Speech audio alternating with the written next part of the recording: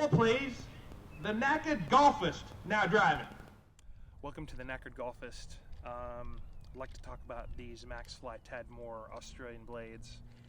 These irons are simply staggering, and if you ever get a chance to get your hands on these, this is the right-handed version. I don't know if they're available in left-handed versions. Oh, ask Blaine McAllister. He'll know. Anyway, these, I don't know. They're forged heads. Tadmor was involved in making them. He designed them, as far as I know. They were manufactured here in the United States, but they're just soft as butter. They are pleasing to the eye, and I would say that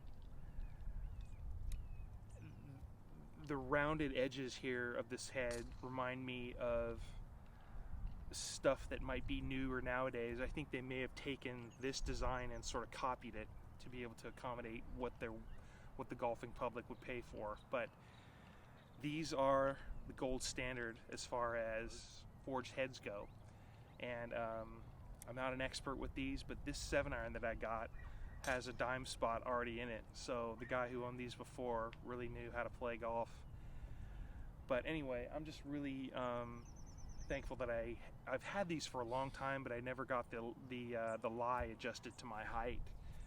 And when I did that, oh boy, these really came alive. So I actually I met Jay Haas once at the it was like a Charles Schwab Tour Championship on the Senior Tour in San Francisco at Harding Park, and I asked him about these, and he says these are probably, if not the best irons that he's ever played in his whole career. And at the time I saw him, he was playing for Titleist, but he was a Maxfli staff member for a really long time. So he played these. He probably would have been the most well-known tour player that played these Australian blades. It was him, Jay Haas, and I know Blaine McAllister played these, and he was left-handed. Or wait, no, he was right-handed, but he putted left-handed, as far as I remember. Talk to Jim Nance about that. He'll remember. He played with Blaine McAllister down in Houston on the college golf team. But anyway, these are just fabulous irons. I mean, I'm sort of a mid-handicap player, and these have the S400 shafts in them. These are the original Dynamic Gold S400 shafts that are still really, really good. And here at Rooster Run, they have a grass tee driving range, and I was really able to hit some good shots with these irons, and just feels really good. It's not the same when you hit these off the mats, and I heard that over time it can really be detrimental to your clubs if you hit clubs off of mats. But I mean, in this day and age, courses aren't really going to pay a lot of money to keep finely tuned grass tees maintained on a driving range. You're most likely going to be hitting off of mats on a city golf course. So I don't know. I hit some of these shots on the range, and they're just simply gorgeous. You know, they go up like a balloon and they come down. It's sort of like, you know, if you hit these well, you're going to get some stares from other people on the tee, and you're going to be like, hey, you might get a shout out, hey, nice shot, you know, that kind of thing. Anyway, I'm probably talking too loud. These guys are being annoyed, but Maxfli Australian blades, I mean, did they come from Australia? Were they? I mean, I think they started off in life, the very first versions. There are a few blokes in Australia that follow this page, and they'll be able to tell, because I mean, obviously, if it's got Australian blades on it, it probably originated down in Australia. So these are probably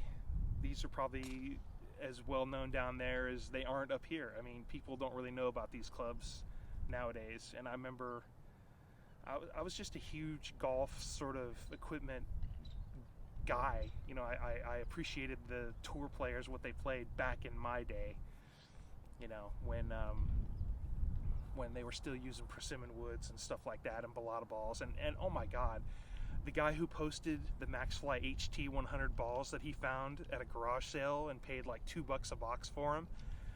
Oh my god, get a few of these, get some of these irons and hit those, and you'll have an experience unlike any other. So an experience unlike any other, a tradition unlike any other. Anyway, these are really good. I mean, this 7-iron here has a story. When I bought this 7-iron, when I bought the set, this, oh gosh, I hope I have enough power. When I bought these irons, this 7-iron was bent sort of right here, and so I had it reshafted, and this has the pin.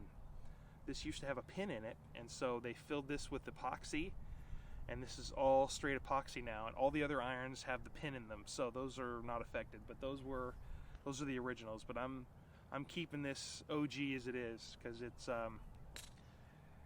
it's one of those clubs that you really want to appreciate and sort of, oh, you play those, interesting, you must be a stick to be able to play those. Anyway, so enjoy your July, try to stay cool, and follow COVID-19 guidelines. And thanks for watching the Forged Golf Club Appreciation page on Facebook, and also the Knackered Golfist. And I can't get these out of my head. I really want to hit them all the time on the range. So, and I don't see myself playing golf again until this COVID-19 thing goes away, because I really want to be able to reach into the hole and take out the ball. So anyway, thanks for watching. The Knackered Golfist signing off from Rooster Run in Petaluma, California.